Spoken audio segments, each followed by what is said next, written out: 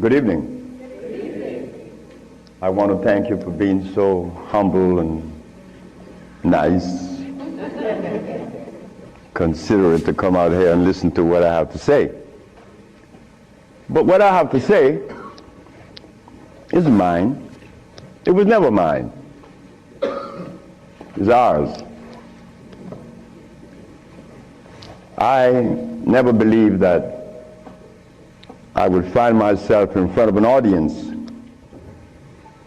having to talk about a subject that we all once knew. A subject that is as old as creation. And if you want to see what I'm talking about, we have to just take a look at the zoo. The zookeeper doesn't feed the gorilla the food of the polar bear. Am I right? But how come we eat the food of everybody?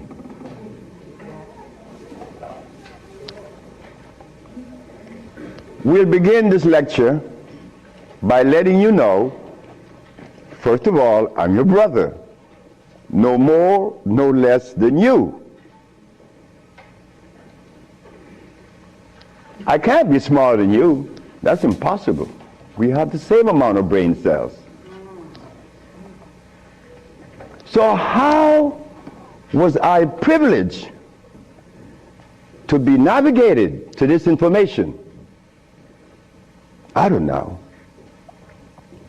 I don't even question myself. I just like to live. As a little boy, I hated school.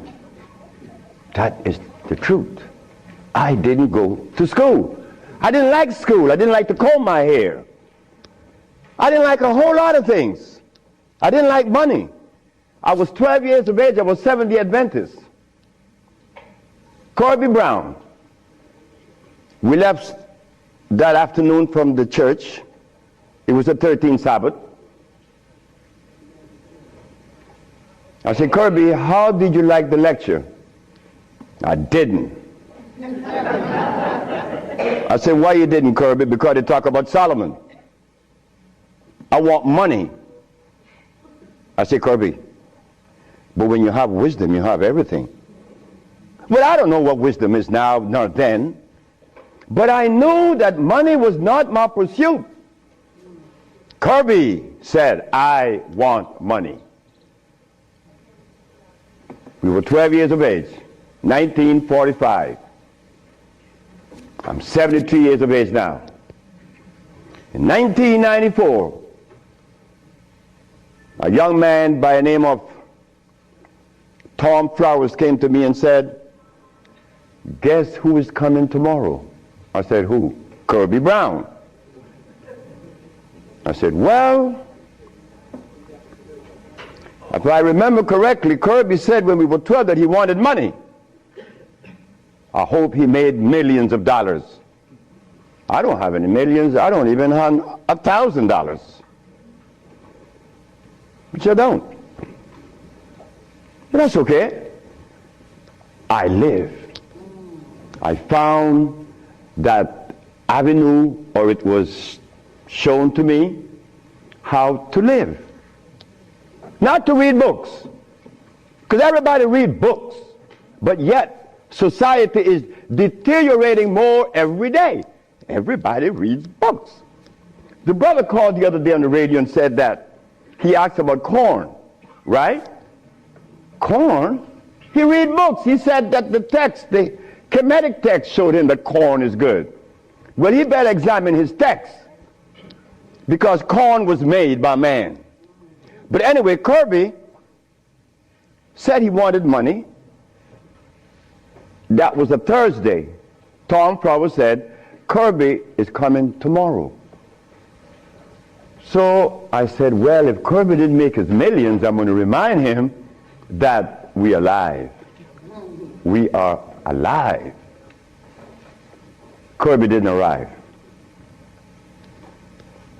Kirby would never arrive. They had to take axe to chop the hotel door down. Kirby died of a heart attack. Kirby weighed 390 pounds. Kirby wanted money. He became a cab driver in New York. I didn't want any money. I didn't want it then or now. Because it's not important in your life. It was never important in our lives. The Maya shows that. The Maya built pyramids. The Maya lived for millions of years in the jungles of Central America. No money. The Africans? How long did we live in Africa without money? Since creation. Now they tell us we need money to fight AIDS.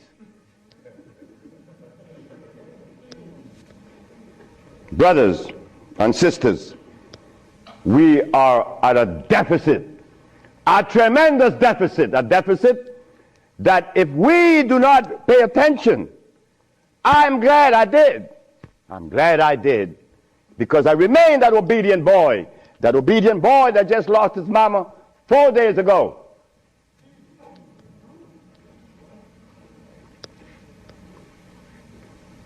I listen. But to listen, you can't have a philosophy in your head. If you have a philosophy in your head, you cannot listen to anyone. I was there. I was a Seventh-day Adventist. I listened to no one but those things that came from the church. Well, if I was to listen to the church today, the Seventh-day Adventists, I'll be eating tofu. I'll be sick. You see? I'll be eating tofu. If I had gone to school, I would have become a medical scientist. I wouldn't have been able to cure AIDS, because they do not. They don't cure AIDS. If I had listened to all of the philosophies of Europe, I would have never been able to find the answer to the cure of diseases. But today, I'm going to share with you the African wisdom, the African brain, the African genesis, the African resonance, something that was never taught to us in the schools. Well, why should we expect the school to teach us something that would enhance our growth and save our lives? Why should the school teach you that? When in history has there ever been examples to show that one race of people is indebted to another? That has never been.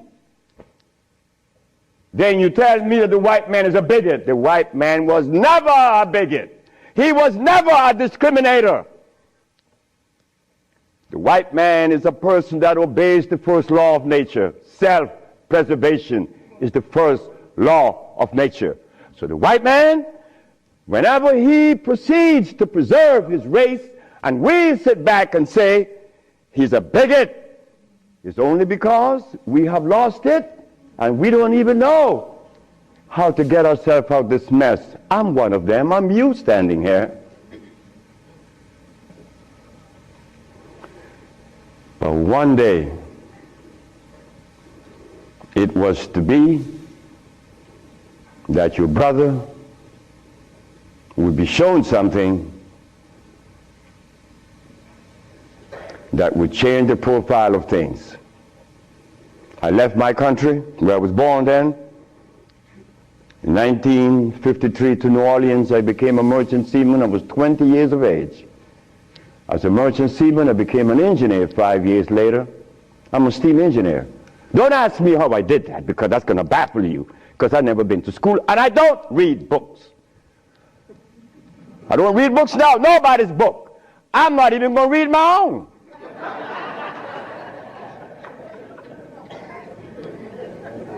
Because all the book readers come to me asking me, how did you cure AIDS? But that's like asking the gorilla, hey man, how come you keep yourself healthy without a hospital? How come you don't have any medicines? We'll begin. I became a merchant seaman right quick to take you through my life. Left Honduras without going to school, became a merchant seaman, became an engineer, worked for the County of Los Angeles as an engineer. While as an engineer, the County of Los Angeles something is to happen. Something is to change my life completely. First, it was a Mexican. The Mexican said to me, "You're dying." I said, "I know." "How do you know?" "Because I fell out going to the bathroom a Sunday afternoon, and I didn't reach the bathroom. I got up off the floor. Something must have happened between there and the bathroom." But I had gone to the neurologist, the endocrinologist, the jail practitioner in Russia and England and Germany and France, United States. And they were people that knows what it is about. They had the great big books on medical science. But my asthma and my diabetes, my impotence was kicking. What happened to the books? They read books. All the physicians that treated this boy read books of all kinds. Nothing happened. I goes to Mexico, and the Mexican have a goat in his house. Every 5 words it was bad, bad. And I'm looking around. The Mexican said, "The goat bothering you?" I said, "No." "You're dying because you are disobedient." Then he brought the Holy Bible. "Honor thy mother and thy father, that thy days may be long upon the land." That's in the Bible, isn't it? But how could we honor our mother and our fathers when we don't even know what they were about? You don't tell that to an elephant, to honor his mother, because when he's born, he follows his mother and watch what his mother eats. Do you and I know what our mothers ate in Africa? We don't know, yet we dialogue. We dialogue on this level of intelligence because I know Plato, I know Aristotle, I know all about Diogenes, but you don't know what your mama ate. So everything that you talk about means absolutely nothing. So you see where they have us at a deficit? That's why we need each other's. Now, when I became an engineer, the Mexican said, "Stop eating. Don't eat anything." For how long? 3 months. I said, "Are you crazy?" He said, "No, you nuts." You ask me if I'm crazy. You've been eating garbage for 30 years. You've been eating garbage. And I'm going to remove the garbage for 90 days, and you ask me if I'm crazy. What was I eating? Hog maws, chitlin, neck bones, crackling bread, Lorne in New Orleans.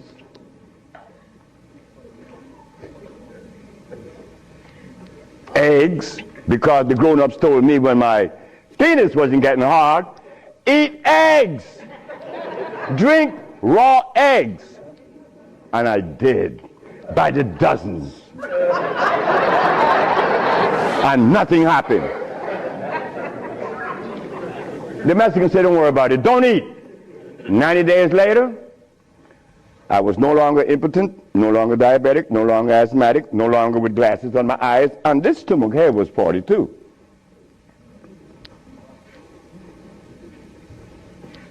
What happened to the science that the physicians were using, medical science? It didn't work, isn't it? But it worked with me. The herbs work with me. This Bible says,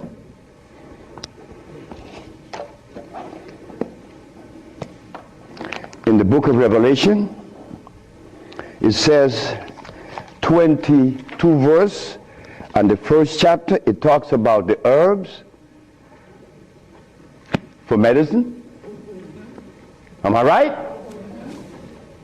Well, ladies and gentlemen, what could have happened to us that when my brother, who was a preacher for 30 years, was sick, and instead of going to God's medicine, he went to the physician to get a chemical in his arm. My brother died 21 years ago. I'm not a preacher. I would never be a preacher. I told that to my mother. She wanted me to be the preacher. I said, no, no, no, no, no, no. That would be the last thing that I would consider. She said, "Why?" I said, "Because I want to live truth. Even if it kills me, I'm going to live truth." And truth is, the Bible says that the herbs are for the healing of the nations. But the preacher, when he gets sick, he go get a chemical. What is the message he's sending to God? Come on, just be truthful. Let us be truthful today. If never again in our life, let us be that today. Why do we go to see the doctor to give us a chemical when the Bible says the herbs are for the healing? Why do we go? Well, you're going to soon find out. That's what affected me then and probably affecting me now to a great degree. More than I would ever realize. Because remember, I want to go to the blackboard.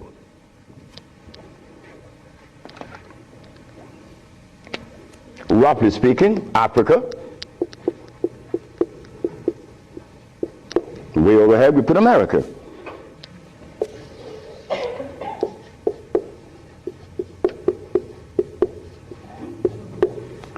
They have 4,500 miles. What happened between here and here? A lot happened.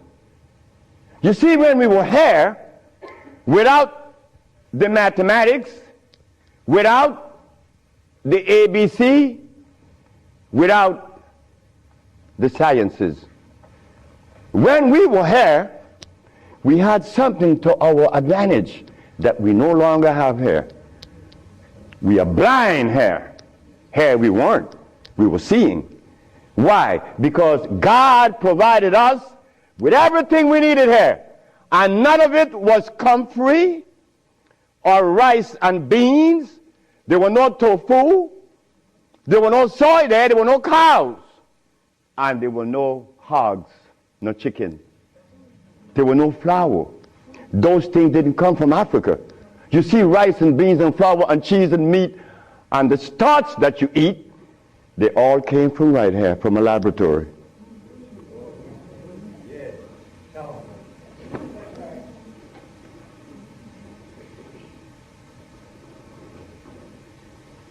Now, for us to eat, you have to have in your big skull the understanding of biochemistry.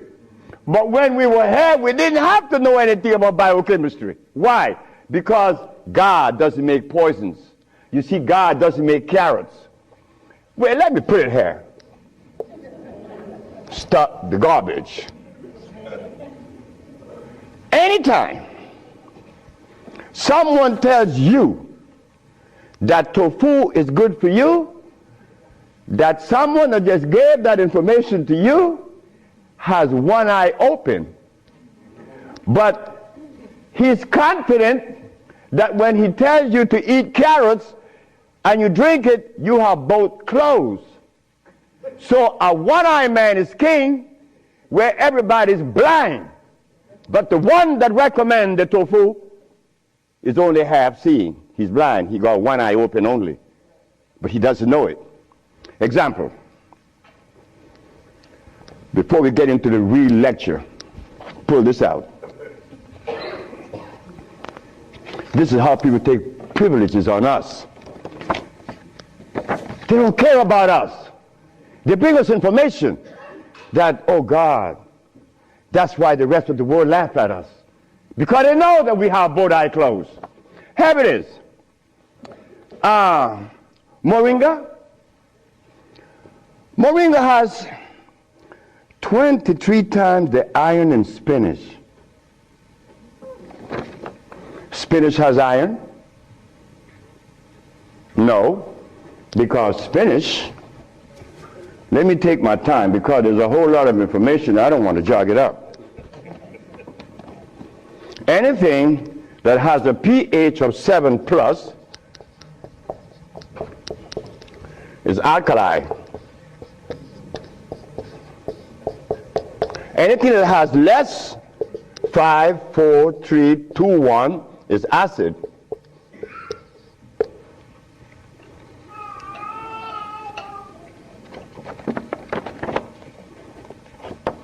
Spinach.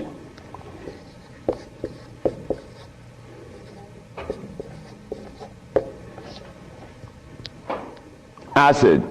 Why compare moringa with spinach? When spinach has a starch base, it has no iron.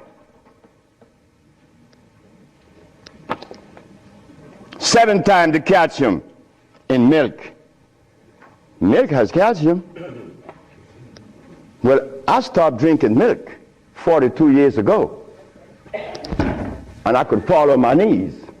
You drink milk with moringa, because they said to mix it with milk and some pages hair, you're not going to fall on your knees at 73.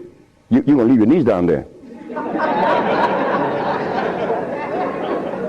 11 times vitamin A that you find in carrots.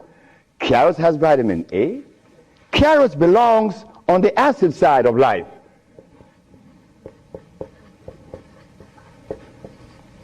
So right there, and they said it to mix with carrot juice. Why would they do that? Then up here, they talk about the Ayurvedic system of medicine recommends moringa. The Ayurvedic is Indian.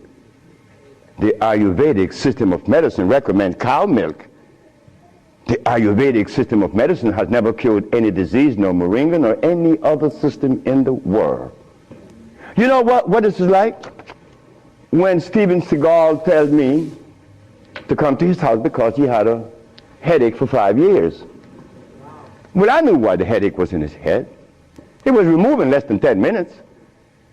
He had the bottle and said, "This bottle is powerful." I said, "Yeah, powerful, huh?" He said, "Yeah, the headache is gone." You know, he's the Dalai Lama, right? He wanted me to go to Kathmandu. Kathmandu? I'm going to go to Kathmandu. To do what? Talk to lamas. Lamas for what? What am I going to talk to lamas for? They couldn't cure your headache that you had for 5 years. The lamas need to come and see me, not me, the lama. But since we were compromised, we left all our food in Africa. You and I don't even know what we ate in Africa. So don't even go there. But we have the opportunity because one of your brothers happened not to go to school and look outside of the paradigm of school and found something altogether different. And what did I find? That anything that God made is on the alkali side. Why? The molecular structure is complete. It was made by nature, not man. Anything that God made has no starch. That's another thing. Anything that nature makes has no starch. Anything that man made has to have starch, because starch is a binder. To titrate 2 unequal chemicals, you have to use a starch. Starch is not a food. Starch is a chemical. And what have we been eating since they took us away from Africa? Starch and blood.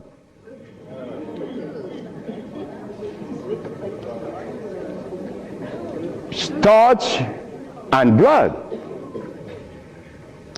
We didn't eat blood in Africa. Gorilla doesn't eat blood. He eats leaves and berries. But gorillas are sane. They listen to each other, and they have a society well put together.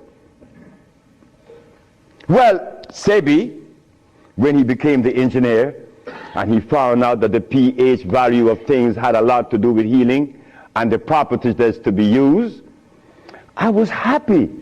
I used to run home. Guess what I found? I found that the herb that everybody's talking about is acid, and everybody's using it. What herb is that? Comfrey. She said, what? I said, yes, it's on the acid side. And so is rose hips, enchilesia. What about golden seal? That's right, golden seal was made. It's like the stick that you put in your mouth. They call what? What they call it? The chew stick. What they call it? Liquid stick. Everybody have liquid stick in their mouth, right? But liquid stick was made. It has 50 times more sugar than does sugar itself. It has glycerinic acid. You see, we didn't have to study biochemistry in Africa because everything we had there was on the alkali side, so we could eat anything. But when they brought us here,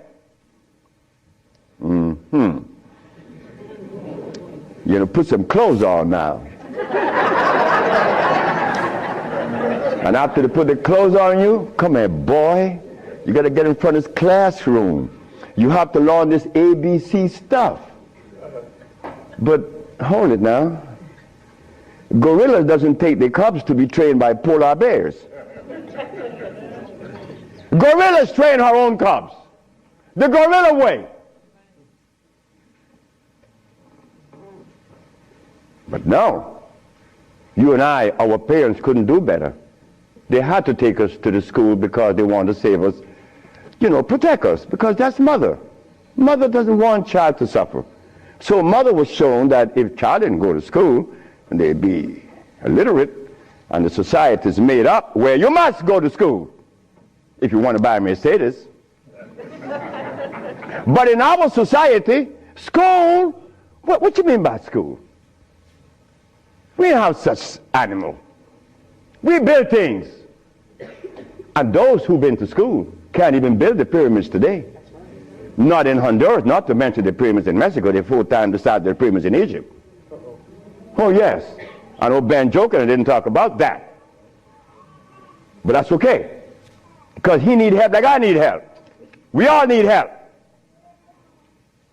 So the school that we thought was going to be so equitable, so useful, had become a deterrent.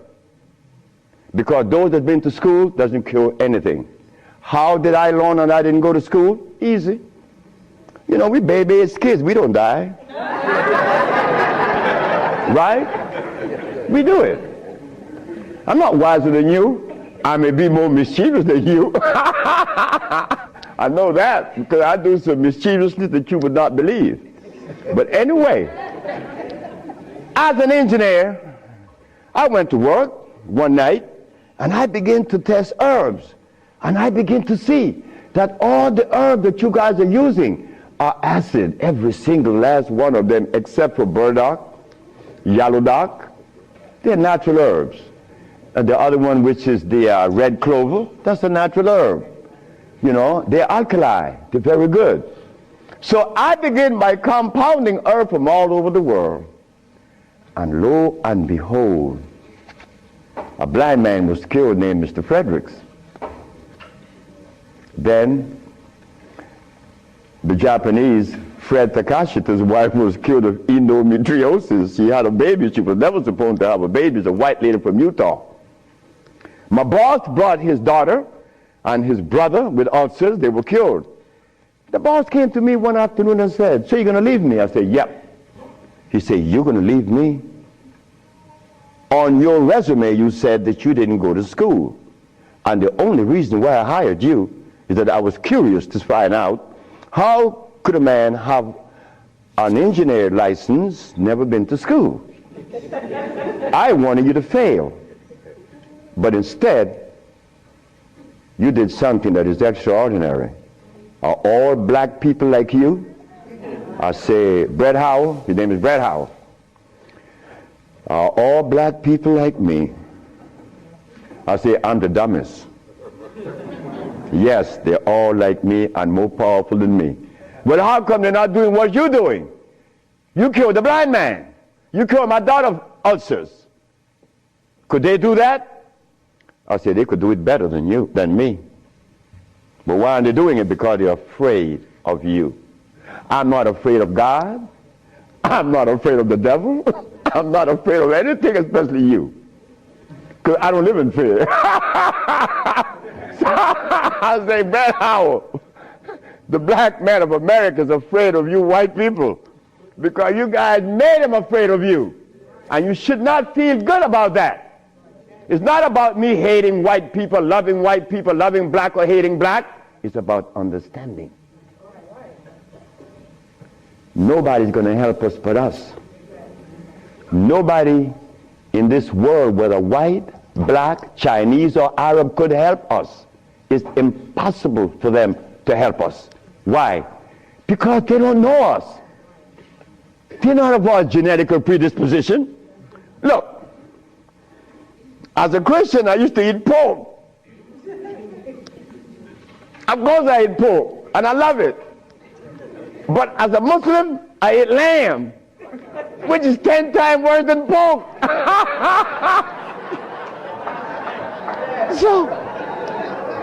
So what do I do? Who do I turn to? So after I quit my job, the boss said, wait just a minute, because I think you're crazy. You're leaving your job as a steam engineer in 1980, when herbs in 1980, I'm making $2,900 a month. I'm going to leave my job with 10 years seniority to come after some herb that you didn't like. Why did I do this? I had to do it. It wasn't that I could see that far. I can't see beyond my nose. Talk about years ahead. But I had to quit my job. And I had to question myself, why am I doing this? But I did. And 1980, the boss is looking at TV, 1987, on the 10th day of February, and he see CNN, Alfredo Bowman, a.k.a. Dr. SEBI, is arrested for practicing medicine without a license, selling product approved by the FDA, and claiming to cure AIDS and other diseases, which is a fraudulent claim. The boss saw that. The boss' wife is in the bathroom because he told me the story himself. He called her out, come and see the man that's arrested. If he says he cure AIDS, I know he cure AIDS, because Bret Howard knew that I would never compromise myself to a lie. When I talk, I know what I said is the truth, but I also know that in America, you could also be dead right. But it doesn't matter. It does not matter. I'm 73 already. They killed me tomorrow, it's all over with. I rather reach 73. My brother, who was a preacher, he only got to 50. But I stuck with you, the black woman. That was my success. You, the black woman. I always kept my eyes on you. Nobody else, not the maid, because I'm one. We don't do nothing. We can't do anything. We need you. Because it is you that held our hand. It is you that breastfed us. My mother breastfed me for only 4 years. But that was sufficient.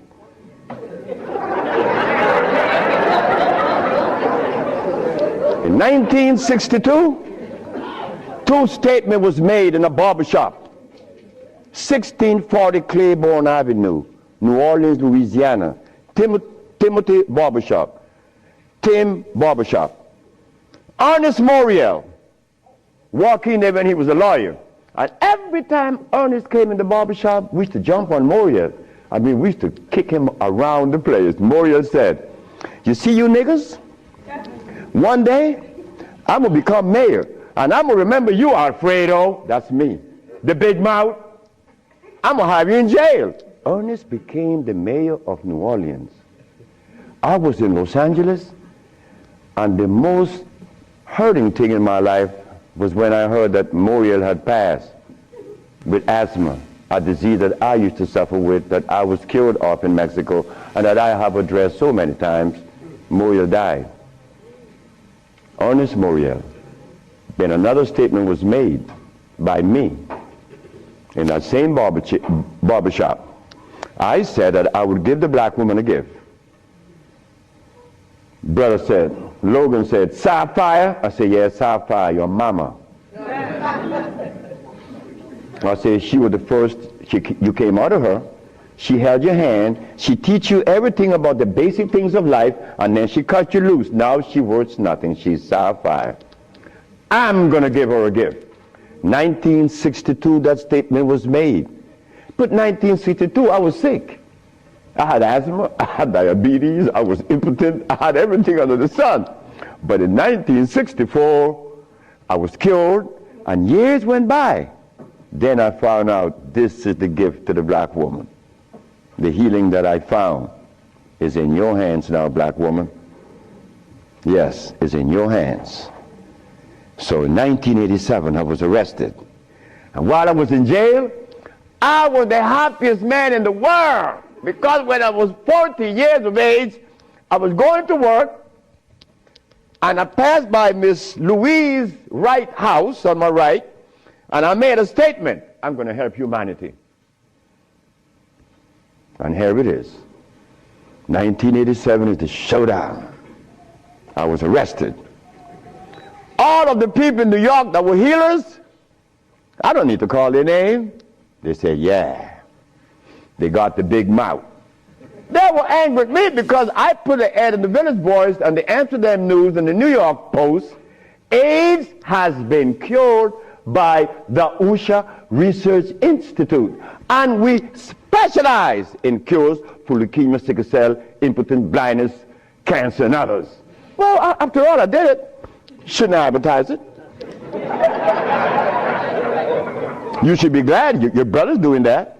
Because now you have a chance to share in the bounty, right? That's the way I felt. So I'm in jail and I'm wondering, how is the American Medical Association going to escape from this one? You see, in the past, herbalists, when they talk, shh, gotta be quiet. Gotta talk under the table, because the physician may get you. The FDA gonna get you. But we seem to forget the one basic thing.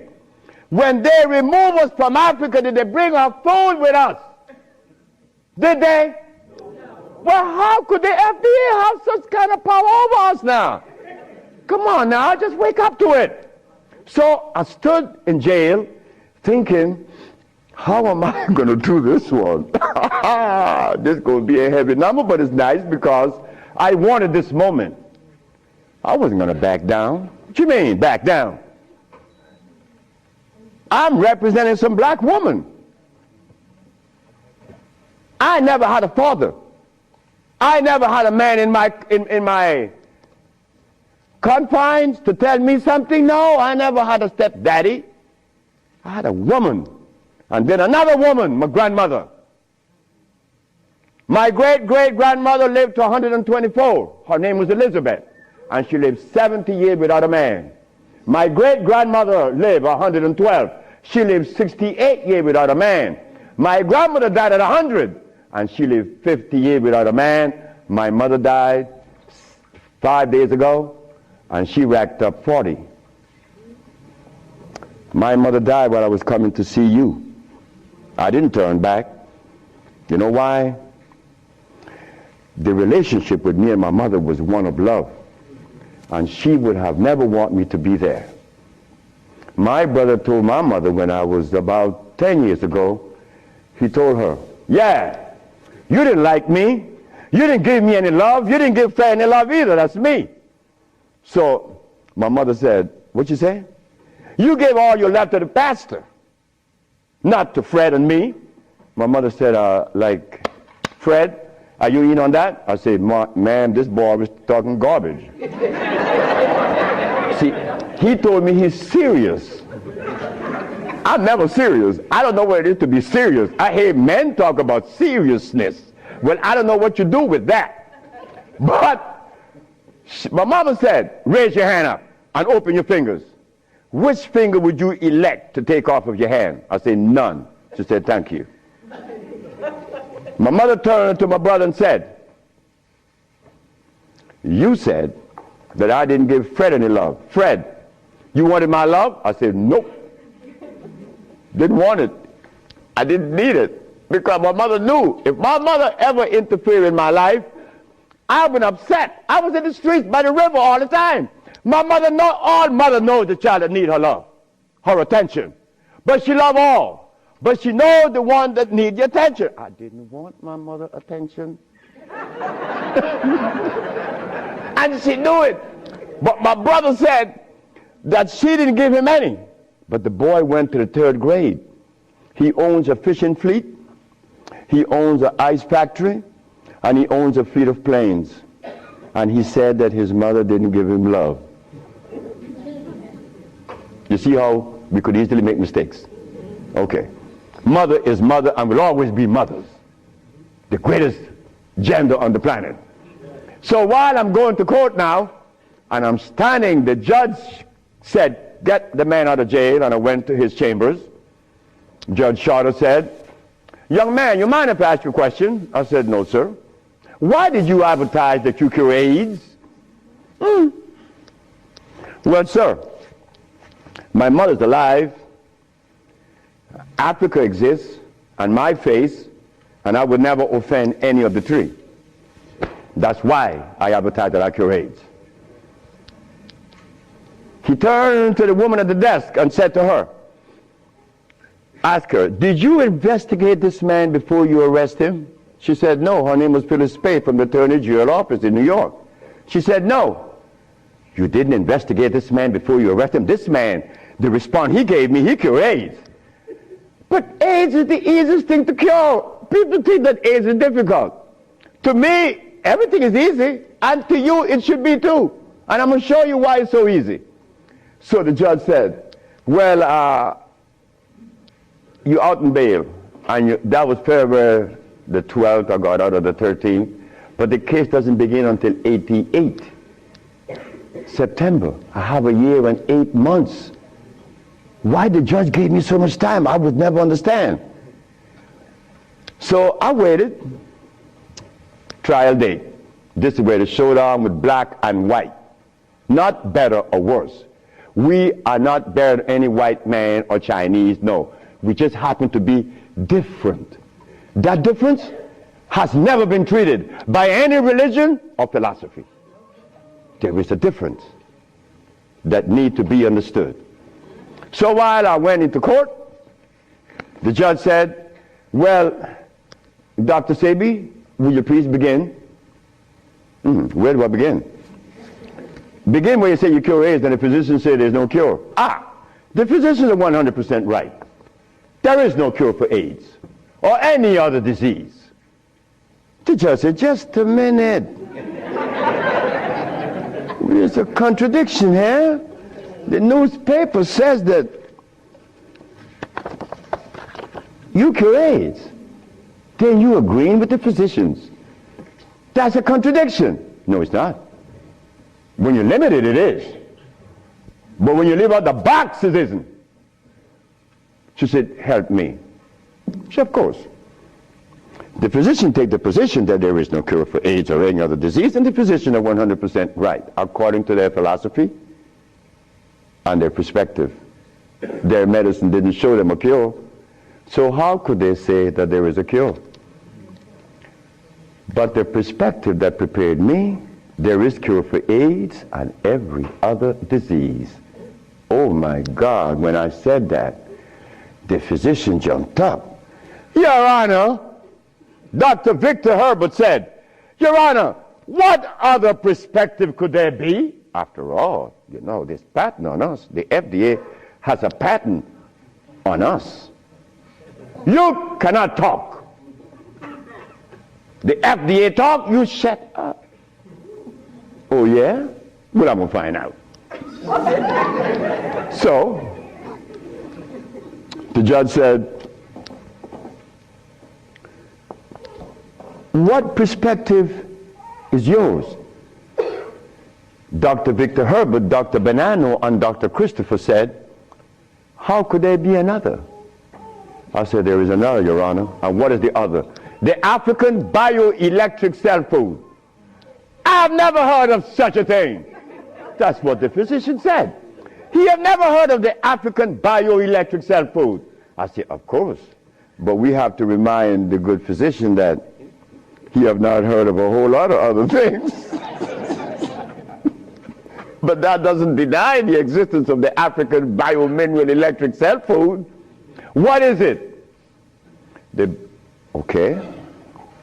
allopathic claim that there are multiple diseases. The African biomineral balance negate that position. There's only one. disease. Never been to. The allopathic claim that to treat the multiple disease, you must use a chemical, which is violating God. Right? The African biobalance said no. It's a nutritional approach. Electric food. Your Honor, I told you that this man was insane and unscientific. He said there's only one disease. But there's only one. Remember, I'm the boy that didn't go to school. I'm going to break things down to the least common denominator. When I was a steam engineer, I found out that in a machine, thermodynamics I'm talking about, or an automobile, the only thing that could cause this machine to go bad is what? Short circuit, obstruction, overheating. The same thing with the human body. So what did I do? I put compounds together that would cleanse the human body of what? Of mucus. In so doing, AIDS, sickle cell, lupus, herpes, blindness. It sounds too simple, right? Well, that's not my fault. They have complex things, and then they deal with the complexity. And boy, that's a job. But with us, on our journey from Africa to America, it was easy because the slave master had a ship and brought us over. But getting back to Africa, we get confounded. We can't go back now. We don't know how to go back. We better not even go back. Because when I tried to go back, this is what I did. My first trip with a passport was to Kenya. So I went to Kenya and they said, where your passport? I said, I have no passport. I said, I was taken away 500 years ago. I'm back.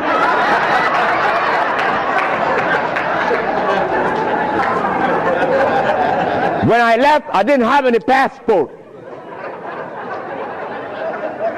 So why are you asking me for a passport now? Is a passport African? Put it one side. They put me one side and send me back out. But you think that was bad? That wasn't bad. Wait. May I have that? I go to Africa. I go with my wife, and I said, well, boy, I'm happy. Girl, we're going to liberate Africa. We're going to do something for mother country. I go and I saw Dr. Parinyatwa in Zimbabwe. I said, Dr. Parinyatwa, I think your problems are over with. Not only Zimbabwe, all of Africa. Here is Hospital Vicente di Antoni, is an Italian hospital. Department of Blood and Laboratories. HIV positive on the 25th of November of 1993. 17th of January of 1994, HIV negative. This boy named Altheo Lagos, this from the Red Cross, the Honduran Red Cross. It says here that this boy, it doesn't show any date of which he contracted AIDS. Why? Because he was born with AIDS. But down here it says he's negative on the 19th day of January of 1995. Another one.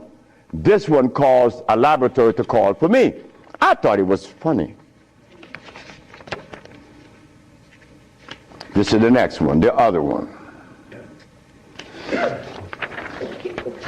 His name is Alex Suarez. On the second day of January, this boy of August, he found himself with HIV positive. On the 19th day of August of the same year, 17 days later, the boy is no longer HIV positive. So they called me for what? I don't know. Because I know they're not going to change it. Now, this one you're going to like. This one is from the San Diego Public Health Laboratories. It says here that this man has a HIV-1 RNA 26,205. The boy was supposed to be dead at 25, right? Just go to the other page. 6 months later, he's less than 400. He was killed at 15. So anybody want to read it? Because I could be lying, because that's the way we think. But here it is. No, that's possible. I could be lying. Here, young lady. So, curing AIDS, brother and sister, look, that's the easiest thing for niggas to do. We could do more than that. Curing AIDS, to them is big thing. To us, it's nothing. You understand? But now, here is where this little carpet comes in. Where did I put it? The blood, no, no good. Here it is.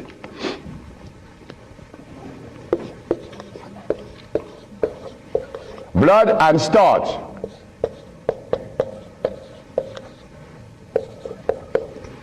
Blood and starch. Blood and starch is going to prevent you from doing what the ants does for each other. Ants, when it's getting ready to rain, you know what they do? All the black ants, they begin to do what? Cut the leaves and take them to their little nests. Ants doesn't eat leaves. They eat the mycelia that grows on the leaves with the temperature. They are farmers, but they provide when it rains. Red ants does the same. But we black people, we can't do that. Because when your brother showed the world that he cured AIDS, why didn't the African countries jump on it? All the African people eat is blood and starch, nothing else. But that is the Africa that you and I dream about. The Africa that we want to save. The Africa that we all love. I found out that there is no president in Africa that is interested in the cure for AIDS. Not one. No, I'm sorry. Only one. I'm not going to name the country because I may jeopardize the country. Because the one thing I learned, that when you begin to talk favorable about a country or individual, they're going to soon get him. That is a fact. So I cannot talk about the country that said to Dr. SEBI, Dr. SEBI, whenever you want to return to Africa and begin this new empire, you have 5,000 acres of land and 6 hot springs. I don't need anything else. Hot springs? 5 hot springs with 5,000 acres of land? We could grow food. We could make the best dress. I said, sir, I am not going to come to your country unless I'm able to grow marijuana. He said, marijuana? He said, wait just a minute. He said, I can't do that. I said, well, the compounds I've been giving your nephew that was autistic, that now is talking, was marijuana. And as for you is concerned, when I came here, you weren't walking. You were dying. Now you're running up the steps in the presidency. Yes, marijuana. That's a God's product. That's not cigarettes. You see what happened? My brother used to smoke cigarettes, but my brother didn't know that the tobacco that he was smoking was artificial. God didn't make that. But marijuana, God did make that. So it must have been a good reason why I was told in school that everything God made is good. Well, I know that. I live that. And I always will smoke it for as long as I live. Why? Because I have that right. I have that right. It's not everybody that uses it, from autism to arthritis, is cured, because everything that God made is good. So as I go to Africa, all happy, I came back with my tail between my legs, because it ain't happening. It ain't gonna happen. They're not interested in that. But the one thing I noticed today and yesterday, and you may have heard it, President Clinton and Sanjay Gupta. They found the end of AIDS.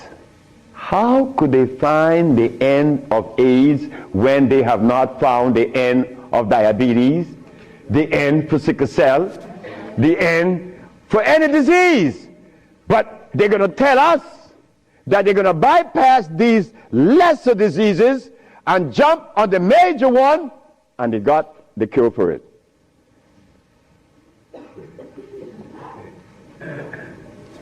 I got documents to substantiate that I cure AIDS, right? So what's up? What's up? Well, I'm going to show you what's up. When I was in Zimbabwe, the Department of Health said, why do you come to us saying that you could help us? And your leaders in America didn't help you. My leaders in America? What do you mean by that? They mentioned Minister Farrakhan. I said, just a minute. I don't follow any man. I follow women. And I don't follow sick people. Because if I follow sick people, then I got to be sicker. I go to Brazil. They say, why don't you, if your leaders didn't help you, why should we?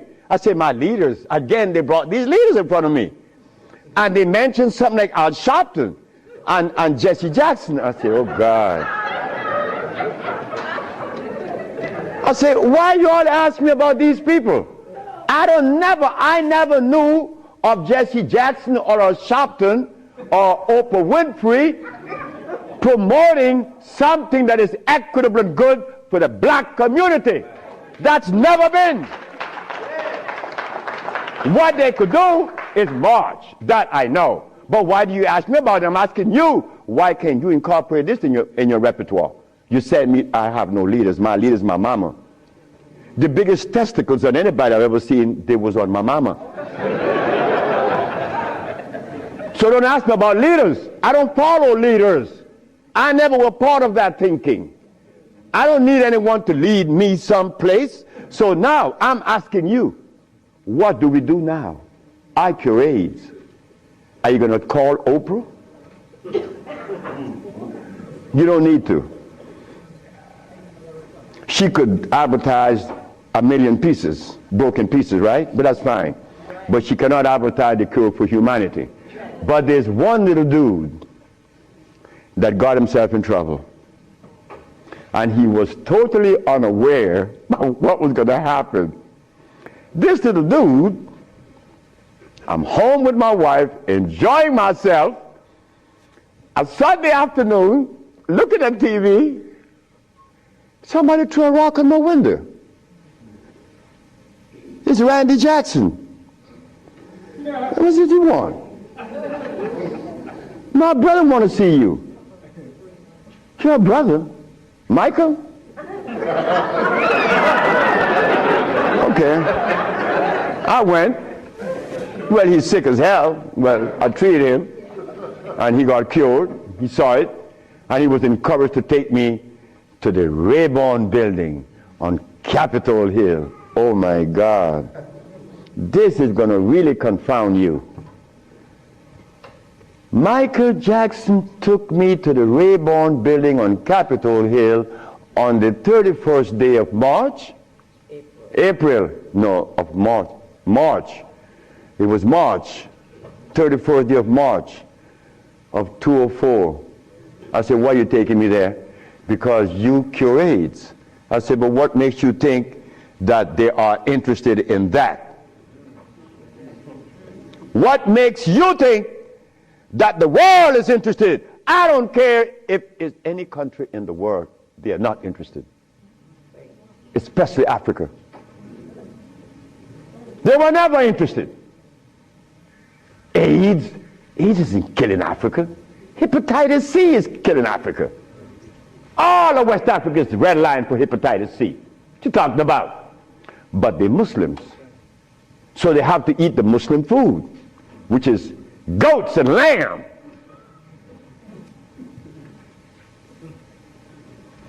Go tell them that the Arabs played a trick on their brain. You cannot do that. Me,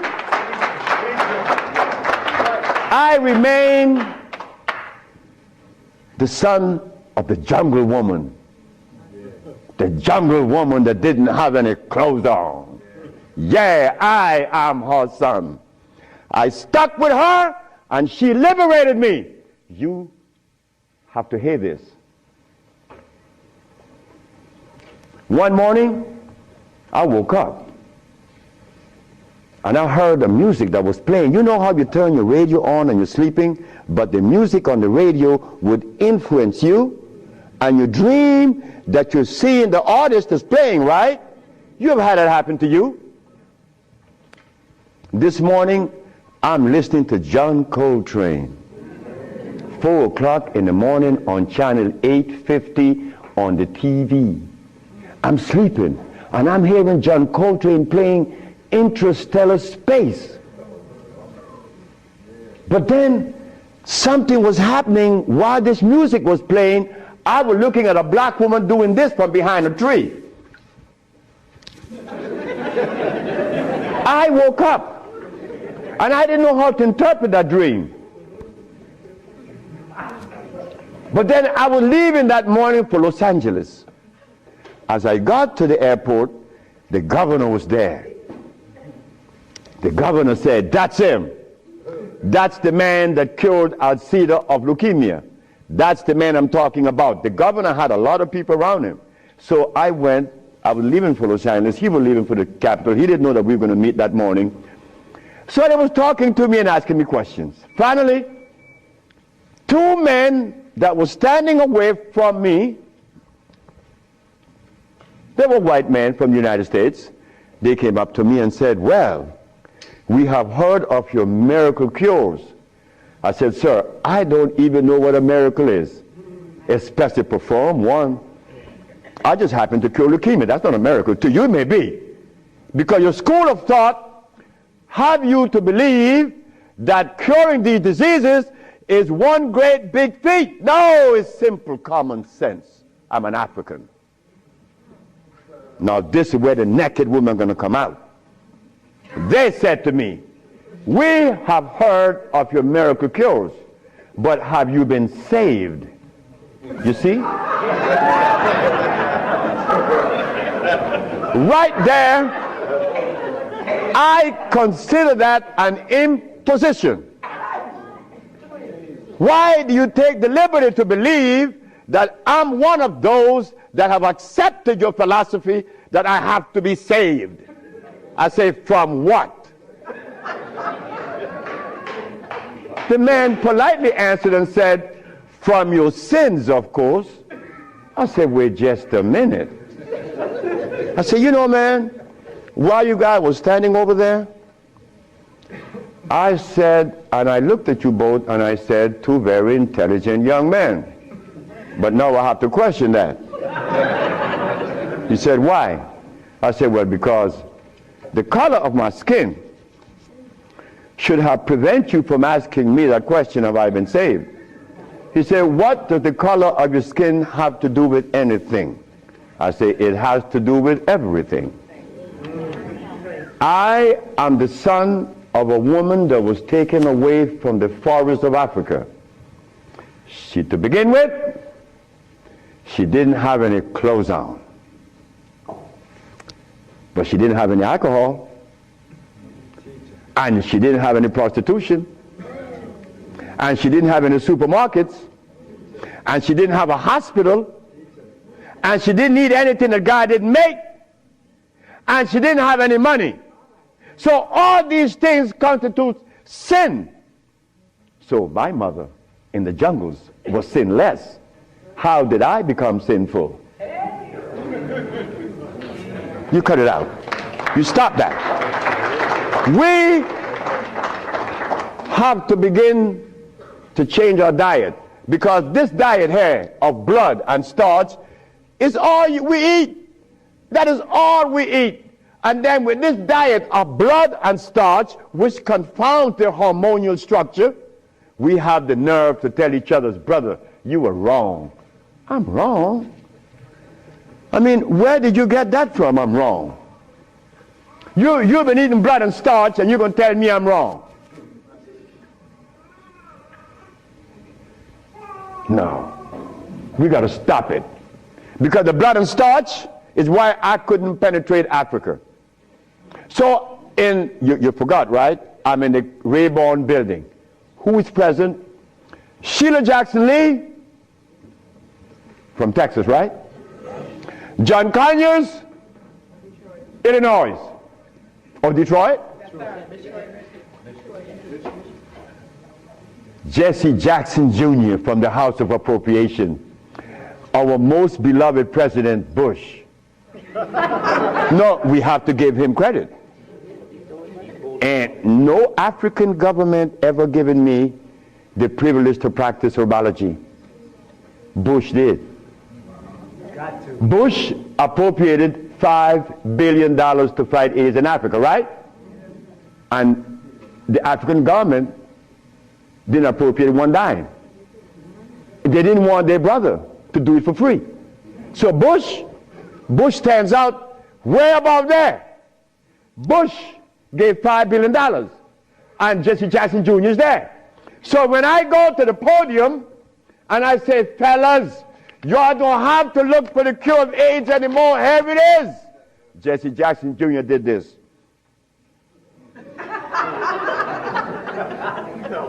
I said, I'm going to talk about this. I have to write about this in my book. Because you, not me, but you and I believe in the leaders. We hope that they could do something, right? Well, they had a chance. So 17 African ambassadors. Only one came to me from Mali. The only man came to me and said, Dr. SEBI, I have to respect your position, and I appreciate your position. You have proven that you cure AIDS, and I would like for you to go to Mali. But that's not the country I was talking about previously. He just presented himself that day. But Jesse Jackson Jr. didn't tell you that I cure AIDS, right? He didn't tell his daddy either, isn't it? And Miss Sheila Jackson Lee didn't talk about it, right? And so did John Conyers. So who gives a damn? You see? But that's good. That's good. We don't need leaders, isn't it? So we're going to do it. Because we're doing it now. Because those black women I'm talking about, there's one sitting there. They are going to tell the world we cure AIDS. But last night, Clinton and Sanjay Gupta is on CNN, talked about the end of AIDS. How about the end of sickle cell? How about the end of lupus? How about the end of herpes? How about the end of blindness? They didn't find those, but they find the end of AIDS. How is that possible? Are we going to buy that too? Are we going to let them continue to say that there is no cure for AIDS when your brother is curing it? So we are guilty. We are the one that's guilty, not the leaders, because they're sick. All the leaders are sick. You can look at them and tell they're sick. So we have to forget about the leaders, right? So which animal in the forest follows a male? None, right? They all follow females. So how did we begin to follow males? I mean, that was the most, look,